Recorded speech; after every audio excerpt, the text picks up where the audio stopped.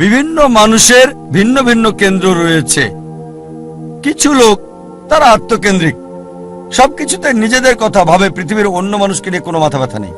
নিজেদের নিয়ে তারা ব্যস্ত থাকে, কিভাবে জীবনযাপন করবে অন্যদের নিয়ে চিন্তা করার সময় নেই, তারা আত্মকেন্দ্রিক। কিছু লোক পরিবার কেন্দ্রিক, তাদের সারা জীবন পরিবারকে ঘিরেই কেটে যায়।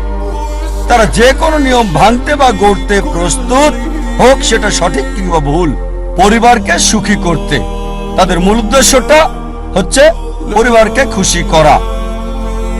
কেউ হয়তো পিতামাতা কেন্দ্রিক, কিছু হয়তো পরিবার কেন্দ্রিক, স্ত্রী কেন্দ্রিক বা স্বামী কেন্দ্রিক, কেউ হয়তো সন্তান কেন্দ্রিক।